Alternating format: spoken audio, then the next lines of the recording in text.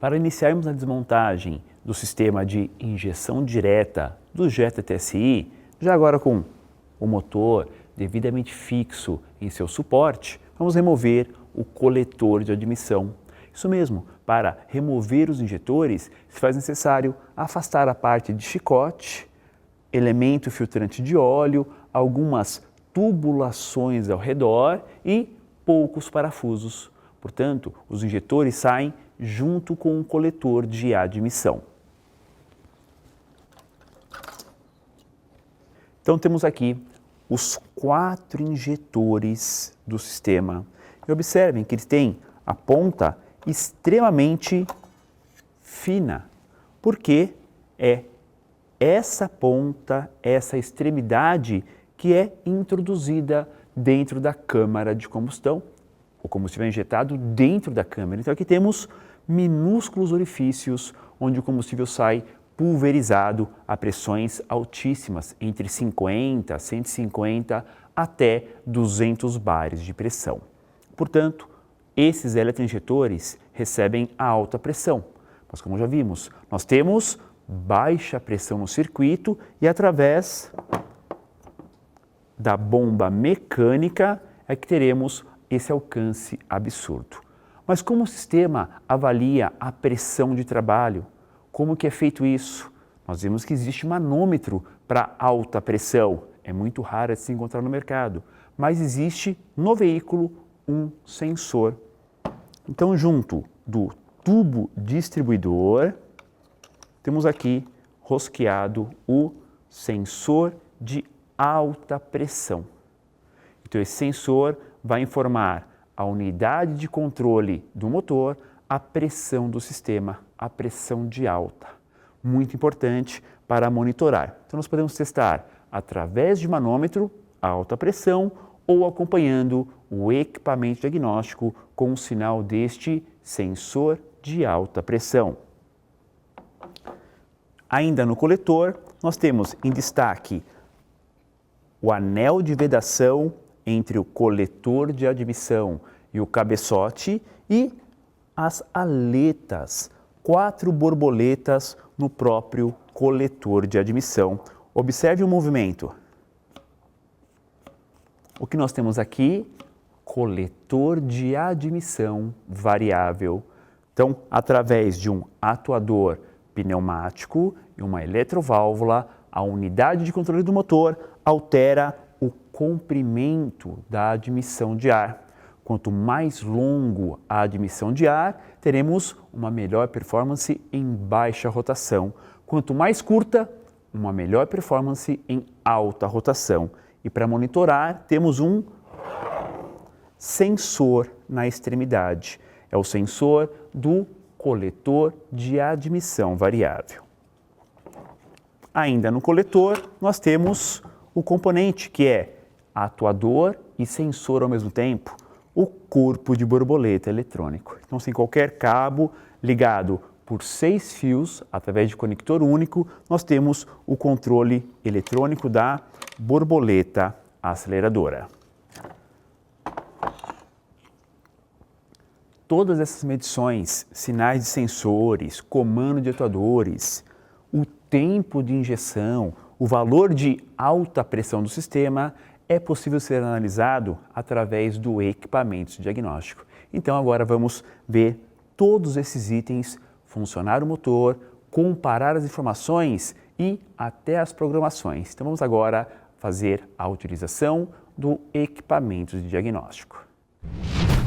Com o equipamento de diagnóstico conectado via Bluetooth ao conector EOBD no Jetta TSI, chave de ignição ligada, já foi feita a identificação do veículo. Observem o número de identificação, que é o chassi desse veículo, já puxou automaticamente o código do motor, CCZA 2.0 Motronic, e já localizou a unidade de gerenciamento eletrônico do motor, nesse caso, um sistema MED 17.5.2. As letras M e D são das iniciais de Motronic, Electronic Direct. É um sistema Motronic que tem acionamento do corpo e pedal do acelerador eletrônicos, e o D de injeção direta de combustível.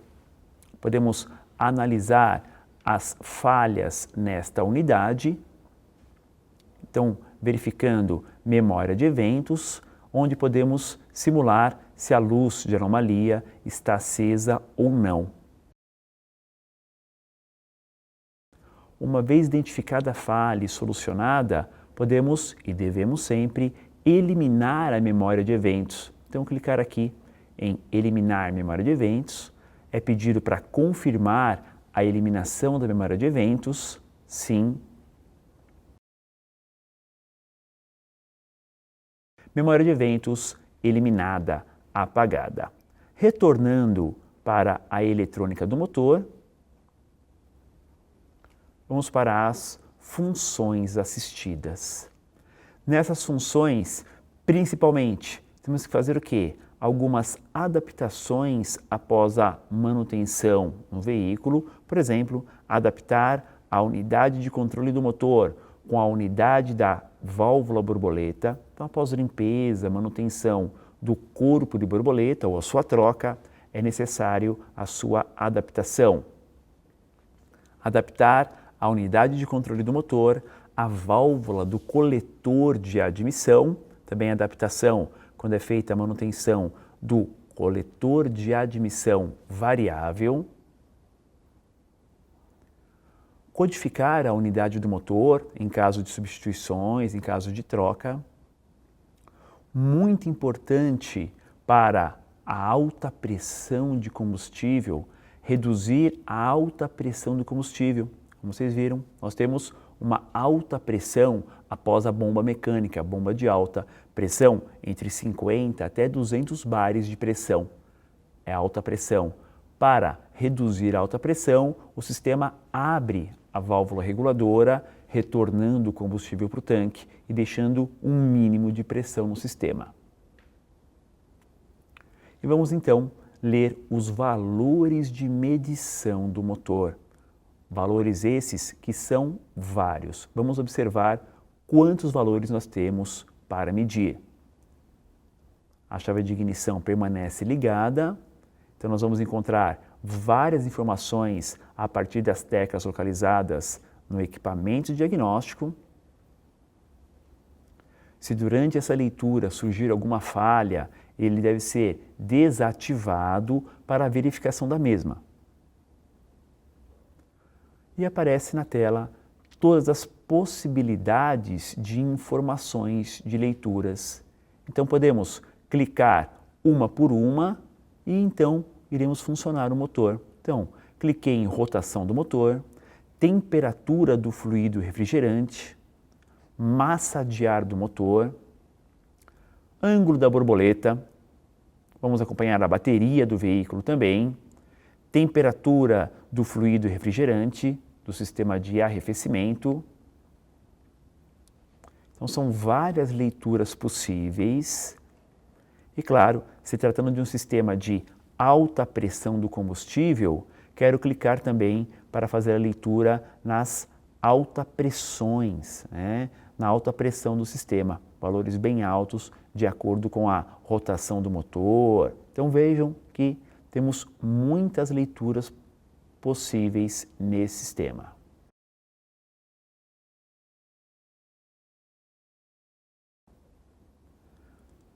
Aqui temos pressão do reio de combustível, valor nominal, e pressão do reio do combustível, valor real. Então selecionei duas leituras da alta pressão de combustível e vamos acompanhar, portanto, essas leituras. Estão selecionados todos os valores. Com o motor ligado, vamos iniciar a atualização. Então observem, linha por linha, o que nós temos aqui a nível de leituras no sistema. Rotação do motor, 760, 740 rotações por minuto. Fluido refrigerante, o motor está em aquecimento, viram? 72, 73 graus. Massa de ar admitida em gramas por segundo, é o sensor MAF, sensor de massa de ar. Ângulo da válvula de borboleta, 3,1%, afinal de contas, o motor está ligado, está entrando ar no motor. Tensão da bateria, 13,5, 13,6 volts. Temperatura do fluido refrigerante, 75 graus Celsius, e claro, está subindo. Pressão de reio do combustível, valor nominal, quanto está mapeado pela unidade nesse momento? Exatos 40 bares. Mas qual que é a real? O que o sensor está medindo? 39,8, 40,2 bares. Vamos agora simular uma aceleração no motor e observar o que acontece com a pressão do reio, a pressão de alta.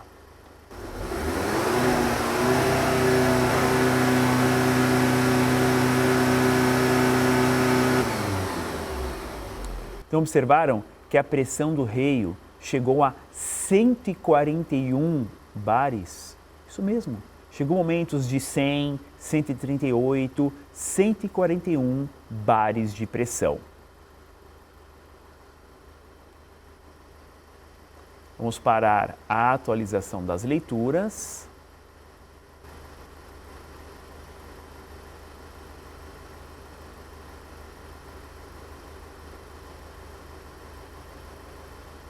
E voltando para a tela inicial da eletrônica do motor, funções assistidas, temos ainda a possibilidade de troca da unidade de comando do motor, em casos de falha, substituição da unidade, e adaptação do software, atualização do software que é possível ser feita nesse sistema também. E assim, finalizamos a análise do veículo, a análise de sinais, a adaptação de alguns atuadores, códigos de falhas, apagar, eliminar a memória de eventos do sistema, para que então possamos dar o devido diagnóstico no Jetta TSI. Vamos conhecer agora em detalhes alguns componentes em que não dá para olhar, visualizar lá no carro. Fica mais escondido e para entender como funcionam esses componentes. Então vamos primeiro identificar o pedal do acelerador. Temos potenciômetros sem contato físico. Isso mesmo, o módulo do pedal do acelerador tem um núcleo imantado móvel. Então atenção, nos potenciômetros sem contato físico não é possível comprovar seu funcionamento fazendo medições de resistência. Então temos uma implementação cada vez maior de potenciômetros sem contato físico, principalmente em pedal e comando de borboleta. Nesses potenciômetros não é possível efetuar essas medições de resistência. Inclusive, ao medir resistência, podemos até danificar sua eletrônica. Esses potenciômetros só podem ser comprovados se estão bons ou não por meio de leitura dos blocos de valores ou com medições via osciloscópio. Como funciona então esse pedal do acelerador sem contato físico? Vamos entender melhor. Temos aqui a alimentação de tensão de 5 volts vinda da unidade de controle do motor.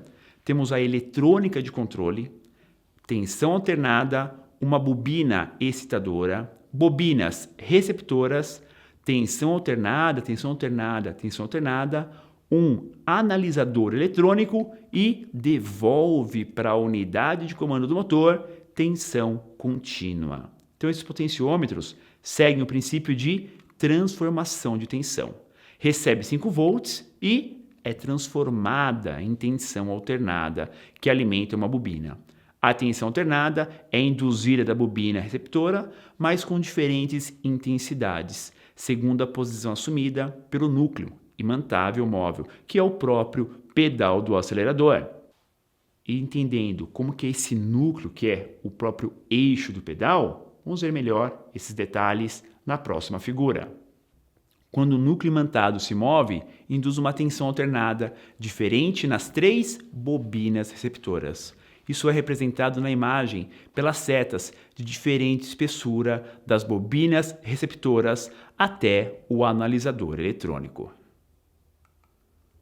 Observe agora a tarja preta, que é a alteração que está aparecendo agora na imagem. Temos nessa terceira imagem a diferença das bobinas receptoras em 3 tensões alternadas com diferentes magnitudes, conforme temos a alteração, a movimentação do núcleo imantado móvel. Em virtude disso, a alimentação de tensão procedente da unidade de comando e o sinal é emitido depois, são idênticos. Porém, essa geração dos potenciômetros com contato fica bem clara que temos um sistema sem o contato físico. Gera-se a tensão alternada e, por último, o analisador eletrônico transforma em tensão contínua e devolve o sinal para a unidade de controle. Falamos muito em sensores, principais componentes. Vamos ver como que é o sensor de rotação, que além de medir rotação, identifica sentido de giro. Vamos observar. Temos aqui o sensor de rotação do motor, fixo no bloco do Jetta TSI, e temos o anel dentado ou roda dentada junto ao eixo virabrequim. E por falar no próprio sensor de rotação, vamos analisar a imagem dele, o sinal do sensor em baixa e em alta rotação. Temos aqui o sensor de rotação sem detecção do sentido de giro, rotação em marcha lenta, rotação acelerada do motor. Então temos o sinal variando conforme ocorre a rotação do motor. Então o sistema de gerenciamento desses motores, sem o sistema Start-Stop, possui o sensor de rotação convencional do tipo Hall. Esses sinais são enviados pelo sensor, como que estamos vendo na tela do osciloscópio. Trata-se de um sinal de ondas quadradas, onde o sinal de maior duração é a referência de contagem dos dentes, a falta dos dentes, para a unidade de controle determinar a posição da árvore de manivelas. E se fala muito em injeção direta de combustível, não podemos esquecer do sistema de ignição, dos transformadores de ignição.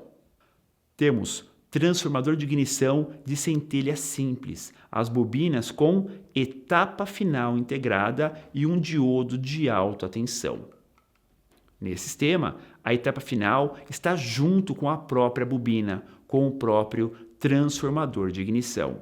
Este diodo de alta tensão evita que ocorra uma centelha de ignição ao se conectar à corrente primária, não deixa ter o retorno. Com os meios normais, pode-se medir a tensão do secundário, mas podemos fazer o quê? Uma instalação de um cabo de vela para prolongar e fazer a medição do secundário. A tensão do primário também não pode ser comprovada nos transformadores, porque a etapa final está integrada. Dá para identificar esse sinal através do osciloscópio de uma forma um pouco diferente. Então, para analisar esse sinal do transformador, podemos fazer a captura do sinal que a ECU envia para ele. Mas lembre-se, a etapa final é no próprio transformador. Vamos ver a imagem. Temos aqui a possibilidade de comprovação de maneira comparativa com o osciloscópio. Temos que ter uma captação capacitiva sobre a superfície da bobina de ignição com uma ponta de medição especial. A curva de tensão acima é a captação capacitiva do transformador de ignição. A curva de tensão abaixo é o sinal da unidade de controle do motor até a própria bobina, o próprio transformador de ignição. Então, nessa imagem podemos ver o quê? O que a ECU envia para o transformador e o que acontece no primário do transformador. Neste caso, é muito simples, Como nós temos transformadores individuais, o teste prático facilita muito na troca e análise do sistema de ignição. Vamos agora a mais um importante recado.